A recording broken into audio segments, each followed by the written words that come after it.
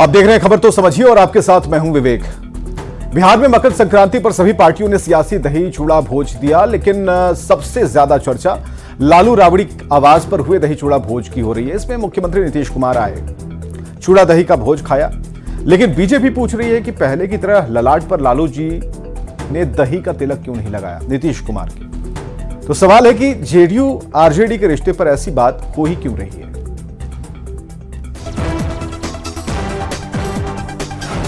ये ताजी तस्वीर 15 जनवरी 2024 की है। मकर संक्रांति के मौके पर लालू राबड़ी आवास पर दही चूड़ा का भोज हुआ।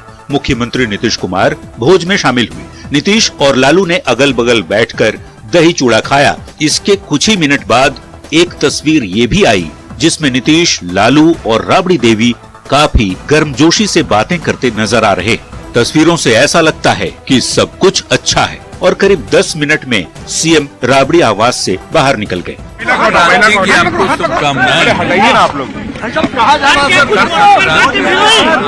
अब बीजेपी जेडीयू और आरजेडी के रिश्ते पर सवाल उठा रही है। बीजेपी के नेता पूछ रहे हैं कि इस बार लालू जी ने नीतीश के ललाट पर तिलक क्यों नहीं लगाया। मुख्यमंत्री नीतीश कुमार जी आज बड़े अरमान और शौक से गए थे चूड़ा दही खाने लालू जी के यहाँ। उनको उम्मीद थी कि उन्हें फिर से दही का टीका लगाकर लालू जी कुछ बोलेंगे, लेकिन ऐसा हुआ नहीं। उनके हाथ कुछ आया नहीं और बेचारे उल्टे पांव हाथ मलते हुए तुरंत वहां से निकल भी गए। बीजेपी की तरफ से उठाए गए तिलक वाले सवाल पर जेडीयू और आरजेडी के नेताओं ने तुरंत पलटवार किया। आरजेडी प्रवक्ता शक्ति यादव कहते हैं कि दही का सफेद तिलक सबको नहीं दिख पाता, जबकि जेडीयू के प्रदेश अध्यक्ष उमेश कुशवाहा का कहना है कि कयासबाजी लगाने वालों की इच्छा कभी पूरी नहीं होगी। तो आरजेडी के विधायक मुकेश रोशन कहते हैं कि नीतीश जी को लालू जी का हमेशा आशीर्वाद मिलता रहा है। आपको अगर उजला तिलक नहीं दिखा तो मुझे तो हैरानी है, इतनी जल्दी निकल। और ये जान लीजिए कि दही की तिलक पारखी ही लोग देखते हैं, सब लोग नहीं देख पाते हैं। ये दृष्टि दोष का ही प्रतीक। आप लोग को कोई कयास लगा रहा है, जिधर आपका इशारा है, जिधर कयास लगा रहे हैं, ज्यादा नहीं माने उसमें नहीं पड़िए। बिल्कुल इंडिया गठबंधन का अपना आकार लेने के चलते लोगों को नहीं। देखिए, नीतीश जी और लालू जी दोनों भाई हैं। आप लोग फजूल की बातें न करें। लालू जी का आशीर्वाद हमेशा नीतीश जी को मिलते रहा है और आगे भी मिलते रहेगा। बीजेपी का इशारा 2017 की उस तस्वीर की तरफ है जब मकर संक्रांति पर नीतीश कुमार लालू राबड़ी आवास पहुंचे थे और लालू प्रसाद ने नीतीश कुमार को दही का तिलक लगाते हुए कहा था कि मैंने नीतीश को तिलक लगा दिया है, महागठबंधन में सब कुछ ठीक है। वैसे 2017 और 2024 में एक और अंतर दिखा। पहली बार ऐसे किसी बड़े कार्यक्रम में राबड़ी आवास के अंदर मीडिया को आने की इजाजत नहीं मिली, क्योंकि मीडिया की हुजूम जो है वो थी राबड़ी देवी के आवास 10 सर्कुलर रोड पे। तो यहाँ पे दूसरे गेट से जो है वो नीतीश कुमार पहुँचे हैं। हालांकि जेडीयू आरजेडी के रिश्ते को लेकर चल रही कयासबाजी को डिप्टी सीएम तेजस्वी यादव ने बकवास बताया। तेजस्वी ने कहा कि सब कुछ ठीक है, लेकिन बार बार सफाई क्यों दें। बेकार की बातें। देखिए, इस पे हम बार बार कितने दिनों से चल रहा है और कितनी बार इस बात को लेकर के कोई सफाई क्यों देगा। बात एग्जिस्ट करती ही नहीं है। सवाल है कि जब सब कुछ ठीक है तो फिर जेडीयू आरजेडी के रिश्ते पर ऐसी बात क्यों हो रही है। न्यूज़ 18 के लिए पटना से अमित कुमार और आनंद अमृतराज की रिपोर्ट। तो समझिएगा कि जेडीयू आरजेडी के रिश्ते पर ऐसी बात हो क्यों रही है। तो मकर संक्रांति पर बिहार में सियासी भोज की परंपरा रही है। राबड़ी आवास पर आरजेडी ने दही चूड़ा का भोज दिया। अब इधर सीएम नीतीश कुमार भी पहुंच गए राबड़ी आवास पर। नीतीश ने दही चूड़ा का भोज खाया और महज ही कुछ समय में ही बमुश्किल 10 मिनट लगा होगा नीतीश कुमार राबड़ी आवास पर रहे होंगे। और इस बार नीतीश जिस गेट से राबड़ी आवास आए उससे नहीं आए, मतलब पहले जब आते रहे हैं जिस गेट से उससे नहीं आए। छोटे गेट से नीतीश कुमार राबड़ी आवास पहुंचे और उसी गेट से चले गए। लालू प्रसाद के यहां होने वाले किसी भी कार्यक्रम में मीडिया को बुलाया जाता है। शायद ये पहली बार है जब मीडिया के लोगों को अंदर नहीं आने दिया गया। और इस बार दही के तिलक की खूब चर्चा हो रही है। 2017 में नीतीश कुमार के माथे पर लालू प्रसाद ने दही का तिलक लगाया था। बीजेपी यहां कह रही है कि इस बार लालू ने नीतीश को तिलक नहीं लगाया। हालांकि आरजेडी के नेता इस तरह की बातों को बकवास बता रहे हैं। शक्ति यादव ने कहा है कि सफेद तिलक सबको नहीं दिखता है। आरजेडी के विधायक भाई वीरेंद्र ने जेडीयू आरजेडी के रिश्ते पर बड़ा बयान दिया। भाई वीरेंद्र ने कहा कि गठबंधन में आरजेडी बड़ा भाई है। लालू जी के आशीर्वाद से नीतीश जी मुख्यमंत्री हैं। भाई वीरेंद्र के बयान पर सियासी बहस छिड़ी हुई है।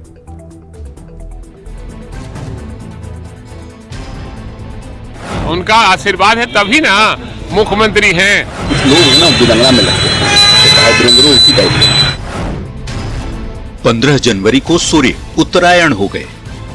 मकर संक्रांति पर बिहार की राजधानी पटना में सियासी दही चूड़ा भोज हुआ और दही चूड़ा के साथ गुड़ तिलकुट की मिठास भी खूब दिखी। मकर संक्रांति पर बिहार में खिचड़ी खाने का भी चलन है। माना जाता है कि इस दिन से सियासी खिचड़ी भी पकनी शुरू हो जाती है। आप जेडीयू आरजेडी के रिश्ते पर आरजेडी के विधायक भाई वीरेंद्र का बयान सुन लीजिए। भाई वीरेंद्र ने दो टूक शब्दों में कहा है कि गठबंधन में आरजेडी बड़ा भाई है। लालू के आशीर्वाद से नीतीश कुमार मुख्यमंत्री हैं। नीतीश कुमार के माथे पे जो है लालू यादव ने तिलक नहीं लगाया है, दही का टीका नहीं लगाया, ऐसे ही निकल गए। अच्छा, ये सवाल तो आदरणीय लालू प्रसाद यादव जी से पूछना चाहिए। और उनका आशीर्वाद है तब ना मुख्यमंत्री है। नहीं, उनका आशीर्वाद है तभी ना मुख्यमंत्री हैं। क्या लालू यादव के आशीर्वाद से नीतीश कुमार पीएम बनेंगे? 79 विधायक हमारा है तो बड़ा भाई हम ही ना है।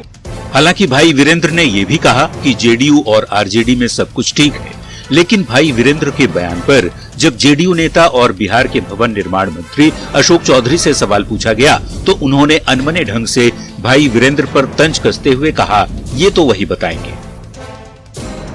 भाई वीरेंद्र ने अभी कहा कि नीतीश कुमार लालू यादव के आशीर्वाद से मुख्यमंत्री हैं। इसका उत्तर भाई वीरेंद्र भी भाई कुछ लोग ना दंगला में लगते हैं, भाई वीरेंद्र उसी टाइप के। लालू के आशीर्वाद से नीतीश कुमार के मुख्यमंत्री बनने के भाई वीरेंद्र के बयान पर सियासत तेज हो गई है। बीजेपी नेता ऋतुराज सिन्हा ने तंज कसते हुए कहा कि तथ्य के आधार पर तो भाई वीरेंद्र सही कह रहे हैं। तथ्यों के आधार पर देखें तो गलत बात तो नहीं है। लालू जी के पास अधिक सीटें हैं, फिर भी नीतीश कुमार जी मुख्यमंत्री हैं, तो भाई वीरेंद्र जी ने जो कहा है तथ्यों के आधार पर तो बात सही है। वैसे इतिहास गवाह है कि चाहे वो दावते इफ्तार हो या सियासी दही चूड़ा भोज, मिलने मिलाने के इन सियासी कार्यक्रमों के बाद ही कई बार बिहार की सियासी तस्वीर बदल गई। पटना से न्यूज 18 के लिए अमित कुमार और शैलेंद्र कुमार की रिपोर्ट। तो भाई वीरेंद्र के आशीर्वाद वाले बयान के मायने को जरा समझिएगा। आरजेडी बिहार विधानसभा में सबसे बड़ी पार्टी है और जो नंबर है वो 79 विधायकों वाला नंबर आरजेडी के साथ है।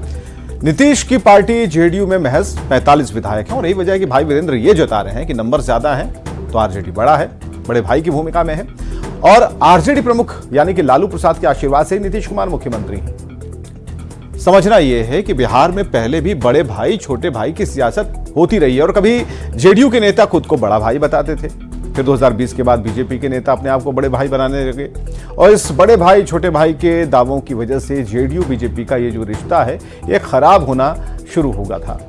क्या सूर्य के उत्तरायण होते ही मकर संक्रांति से बिहार में कोई सियासी खिचड़ी पकने लगी है? देखना होगा। मकर संक्रांति पर नेता भले ही दही चूड़े का स्वाद चख रहे हो, लेकिन विपक्षी गठबंधन के बीच सीटों के गुणागणित का जो पेंच है अब तक नहीं सुलझ पाया। वैसे सीट शेयरिंग में हो रही देरी पर जेडीयू की तरफ से नसीहत दी जा रही है तो आरजेडी खुद को बड़ा भाई बता रहा है और इस बीच कांग्रेस का दावा है कि सब कुछ ठीक है, जल्द सीटों का मामला सुलझ जाएगा।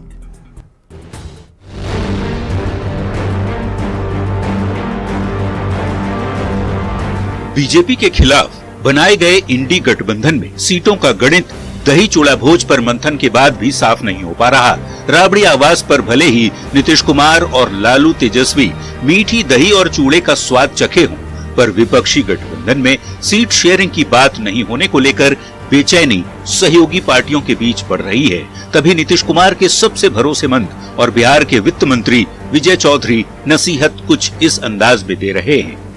अगर आपस में सीटों के बंटवारे पर सहमति बनानी चाहिए, क्योंकि किसी भी गठबंधन की अंतिम सफलता सीटों के सही और सटीक बंटवारे पर ही निर्भर करती है। अभियान के बारे में जो आपसी समझदारी होती है या कार्यक्रम बनता है वो जितना जल्दी हो जाता उतना अच्छा होता।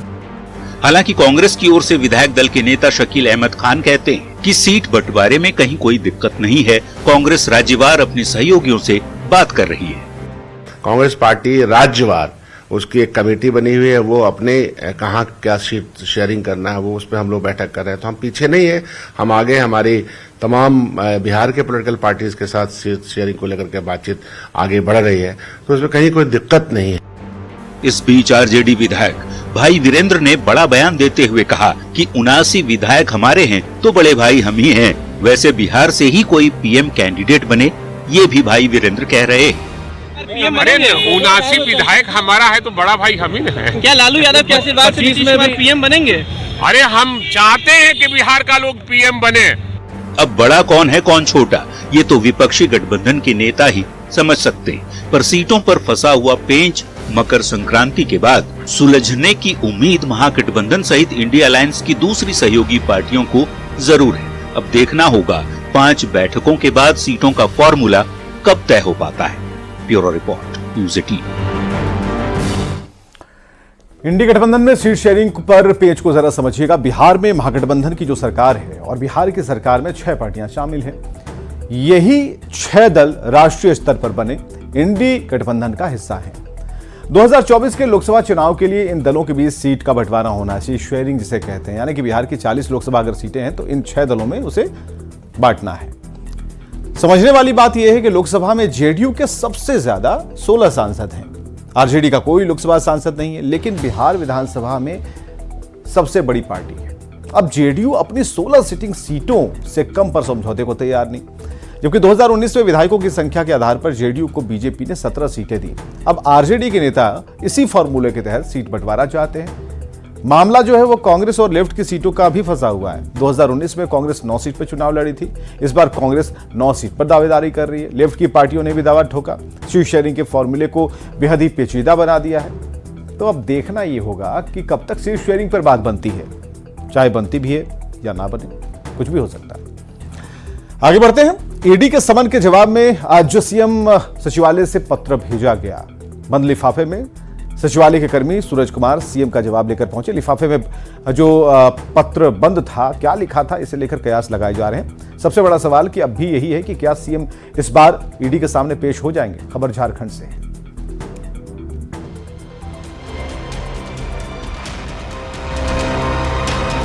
झारखंड के मुख्यमंत्री हेमंत सोरेन को ईडी एक के बाद एक समन जारी कर रही है, लेकिन सीएम अब तक एक बार भी ईडी के सामने हाजिर नहीं हुए। 13 जनवरी को जारी समन में ईडी ने सीएम को समय और जगह तय करने के लिए 2 दिन की मोहलत दी थी। ईडी ने सीएम से कई सवाल भी किए थे, जिसका जवाब सीएम ने अपने दूत के जरिए भिजवाया है। बताएं कि सीएम इससे पहले 1 नहीं 2 नहीं बल्कि 7 बार ईडी के समन को दरकिनार कर चुके हैं। पहली बार ईडी ने 14 अगस्त 2023 को सीएम हेमंत सोरेन के खिलाफ समन जारी किया। दूसरा समन 24 अगस्त को, तीसरा समन 9 सितंबर को जारी हुआ। 23 सितंबर को चौथी बार समन जारी किया गया। 5 अक्टूबर को 5वीं बार समन भेजा गया। 12 दिसंबर को छठा तो 29 दिसंबर को 7वीं बार समन ईडी ने जारी किया और अब 13 जनवरी को 8वां समन जारी किया गया है। बार बार ईडी के समन जारी करने को लेकर राज्य में सियासत भी तेज हो गई है। सीएम हेमंत सोरेन को ईडी का 8वां समन मिलने पर झारखंड कांग्रेस के प्रदेश कार्यकारी अध्यक्ष बंधु तिर्की ने ईडी के मानसिक संतुलन पर ही सवाल खड़े कर दिए। ईडी का मानसिक संतुलन बिगड़ गया लगता है। आप चेतावनी थ्रेट कर रहे हैं और यहाँ का आदमी अगर ढलमुगरा निकल जाएगा तो क्या होगा, उसका क्या होगा। बंधु तिर्की का बयान आते ही बीजेपी ने पलटवार कर दिया। प्रदेश बीजेपी प्रवक्ता प्रदीप सिन्हा ने चुनौती देते हुए कहा कि बंधु तिर्की जिस तरह धमकी देकर आदिवासी लोगों को भड़काने की कोशिश कर रहे हैं, अगर हिम्मत है तो सड़क पर उतरकर दिखाएं। कानून क्या होता है उन्हें समझ आ जाएगा। तो जो व्यक्ति हिंसा के लिए उकसाए लोगों को और जिस व्यक्ति की लोकतंत्र में आस्था नहीं हो, जो व्यक्ति आर्थिक भ्रष्टाचार के आरोप में विधानसभा की सदस्यता गंवा बैठा हो, उससे और कुछ उम्मीद नहीं की जा सकती। लेकिन बंधु तिर्की को एक चुनौती जरूर देना चाहूंगा कि जो आदिवासियों को ललकार कर सड़क पर उतारने की बात कर रहे हैं, हिम्मत है तो बंधु तिर्की कानून हाथ में लेकर दिखाएं और सड़क पर इस भीड़ का नेतृत्व करके दिखाएं। तब उनको पता चलेगा कि कानून तोड़ने का हश्र क्या होता है, अकल ठिकाने आ जाएगी। सीएम हेमंत को जारी समन को लेकर सियासी बयानबाजी तेज हो गई है, पर सबसे बड़ा सवाल अब भी यही है कि क्या इस बार सीएम ईडी के सामने पेश होंगे, और अगर नहीं तो ईडी का अगला कदम क्या होगा। Bureau report, news 18।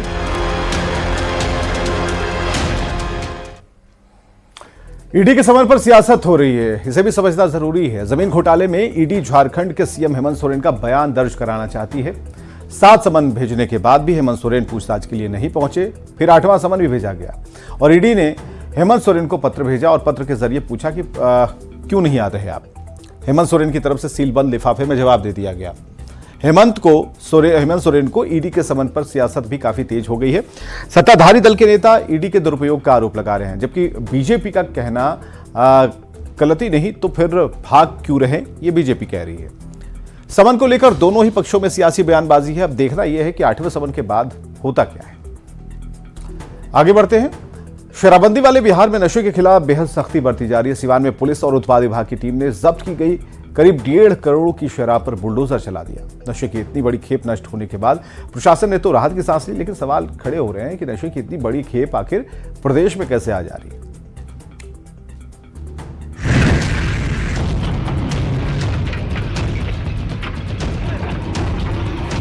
यहाँ किसी मलबे को हटाया नहीं जा रहा, न ही अवैध निर्माण को ध्वस्त ही किया जा रहा है, बल्कि इस भारी भरकम और विशाल मशीन से शराब की बोतलों को बुलडोज किया जा रहा है। नशे की इतनी बड़ी खेप कि आपको यकीन ना हो। करीब 23,000 लीटर से भी ज्यादा देसी विदेशी शराब की बोतलों को नष्ट किया जा रहा है। नशे की खेप पर बुलडोजर चल रही तस्वीर आई है सिवान से, जहां करीब 1.5 करोड़ से भी ज्यादा के जब्त शराब की खेप को उत्पाद विभाग की टीम इसी तरह नष्ट करती दिखी। इसमें शराब की कुल मात्रा 23,483 लीटर थी। इसमें पुलिस और एक्साइज दोनों डिपार्टमेंट द्वारा जब्त शराब को विनष्ट किया गया। करीब लगभग 1.5 करोड़ कीमत होनी चाहिए जी। इसमें विदेशी शराब ज्यादा है जो विनष्ट हुआ है। जिला प्रशासन के निर्देश पर बुलडोजर चलने के बाद शराब की बड़ी खेप तो नष्ट हो गई, पर यूपी के सीमावर्ती जिला होने के नाते ये सवाल बार बार खड़े होते हैं कि आखिर नशे की इतनी बड़ी खेप बिहार में प्रवेश कैसे करती है। यदि उत्पाद विभाग की ओर से सीमा पर चाक चौबंद व्यवस्था है, यदि शराब ले जा रहे वाहनों पर कड़ाई और सख्ती से निगरानी का दावा किया जाता है, तो फिर शराब की एंट्री होती कैसे है? क्या शराब माफिया और पुलिस की मिलीभगत है? क्या नशे के धंधेबाजों को पुलिस प्रशासन का शह मिलता है? ये कुछ ऐसे सवाल हैं जो जरूर खड़े होते हैं। न्यूज़ 18 के लिए सिवान से मृत्युंजय कुमार की रिपोर्ट। और चलिए पटना से बड़ी खबर आ रही है। न्यूज़ 18 की खबर पर एक बार फिर से मुहर लगी है। बिहार बोर्ड को सक्षमता परीक्षा लेने का जिम्मा मिल गया है। ये खबर हमने पहले ही बताई थी। बिहार बोर्ड को सक्षमता परीक्षा लेने का जिम्मा मिला है। शिक्षा विभाग ने परीक्षा को लेकर अधिसूचना जारी की है। अब राज्य के नियोजित शिक्षकों की परीक्षा लेगा और बिहार बोर्ड जल्द ही बोर्ड परीक्षा को लेकर सिलेबस जारी करेगा। परीक्षा तिथि भी जल्द ही जारी हो जाएगी, ऐसी सूचना है। न्यूज़ 18 ने सबसे पहले बिहार बोर्ड को लेकर यह जानकारी दी थी। और रजनीश हमारे साथ फोन लाइन पर पूरी खबर को विस्तार से बताने के लिए। रजनीश, बिल्कुल, देखिए 1 महीने पहले ही न्यूज़ 18 ने सबसे पहले जानकारी दी थी कि वो एजेंसी बिहार बोर्ड होगा जो सक्षमता परीक्षा लेगा। और निश्चित रूप से कैबिनेट से मोहर लगने के बाद लगातार चर्चा चल रही थी कि बीपीएससी को जिम्मा मिलेगा या बिहार बोर्ड को। तो आज शिक्षा विभाग ने एक पत्र जारी कर दिया और सूचना जारी करते हुए ये कहा है कि बिहार विद्यालय परीक्षा समिति सक्षमता परीक्षा लेगी। तो कुल मिलाकर ये कहें कि अब बिहार विद्यालय परीक्षा समिति जो है अब सबसे पहले शेड्यूल जारी करेगा, उसके बाद सिलेबस जारी करेगा कि एग्जाम जो है कब तक होने की संभावना। रजनीश, कोई तारीख की कुछ बात हुई है, कुछ निकल कर आया है? देखिए, वो भी हम सबसे पहले बिहार विद्यालय परीक्षा समिति के सूत्र है उससे हम जानकारी लेकर सबसे पहले हम बताएं कि परीक्षा को लेकर किस महीने की तारीख तय हो रही है और सिलेबस कब तक जारी होगा। विवेक, बहुत बहुत शुक्रिया रजनीश तमाम जानकारियों के लिए। न्यूज़ 18 की खबर पर मुहर लग गई है। सक्षमता परीक्षा लेने का जो जिम्मा है वो अब क्लियर हो चुका है। ये खबर हमने आपको बताई थी। नियोजित शिक्षकों की ये परीक्षा है और जो तिथि है उसकी भी घोषणा जल्द हो जाएगी, लेकिन अब जो जिम्मा है वो बिहार बोर्ड को दिया गया है। अब अधिसूचना जारी होगी सक्षमता परीक्षा लेने के लिए। और एक बार फिर से खबर पर मुहर लगी, बिहार बोर्ड को सक्षमता परीक्षा लेने का जिम्मा मिला।